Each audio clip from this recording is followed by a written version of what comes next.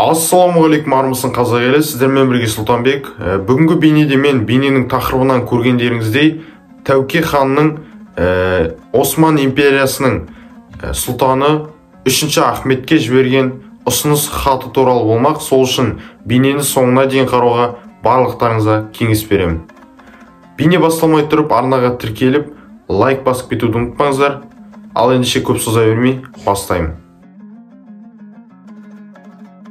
Негізі Тәуке хан бұл хатты 1711 жылы Ресей мен османдықтардың арасында бейбітшілік шарты жасасқаннан кейін барып жіберген болатын.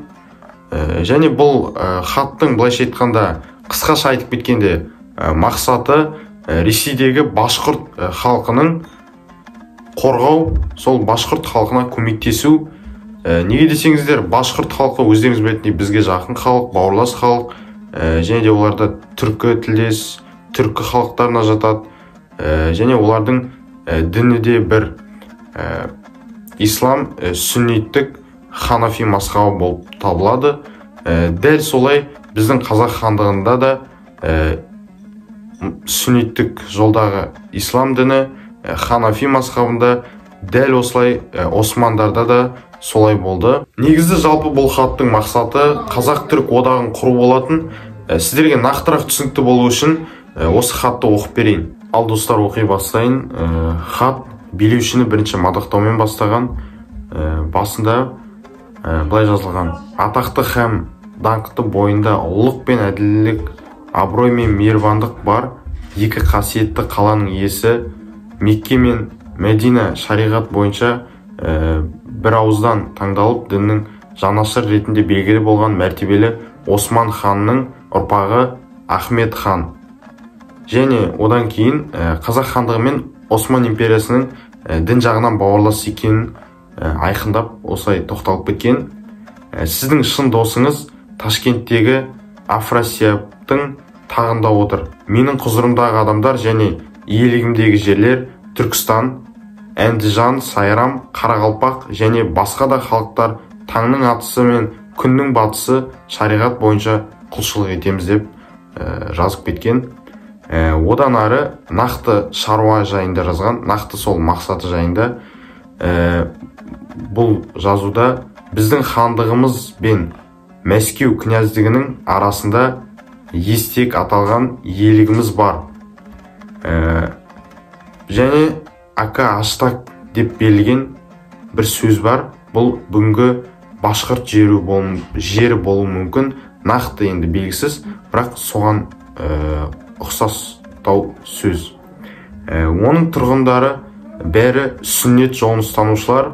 Бұрын бұл жерді Мәскеу талқандап өзінің иелігіне қосып алған еді. Сол кезден бастап олар Мәскеуге салық төлеумен жүр. Енді бұл халық өзінің әскері және байрағын алып бізге қоныс аударып жатыр дейді. Бізге көмек қолын соссаңыздар, есіктің 8 қаласын дінсіздерден азат етіп, мұсылман бауырымызға көмектесе аламыз. Егер тізе қосып аттансақ, Мәскеуге айтарлықтай зиян келтіруге болады деп нақты жазып кеткен болатын. Бірақ өкінішке орай бұл қазақ-түрік одағы жүзеге аспады. Нақты не үшін, неге құрылмағаны әлі дұрыс белгісіз, нақты белгісіз. Бұған енді көптеген себептер болуы мүмкін. Ол кезде османдықтар басқа елдермен қалай соғысып, басқа елдермен жағдайы қиын болған болар. Мүмкін тағы да басқа себептер болуы мүмкін. Бірақ жалпы бұл хат туралы әрбір қазақ білу керек деп ойлаймын. Себебі бұл хатта біздің башқұрттармен қалай бауырлас халық екенімізді, және де сол кездегі қазақ хандығында ислам дінінің берік болғаны, және де қазақ хандығының территориясының қандай үлкен масштабта екенін біле аламыз. Бағана мен хатта оқып кеткенімдей, Түркістан, Қарақалпақ, Ташкент жерлері қазақ хандығының құрамында Тәуке ханның иелігінде болған еді. Сіздермен болған Сұлтанбек. Сау саламатта кездескенше, келесі бейнеде кездескенше сау болыңыздар.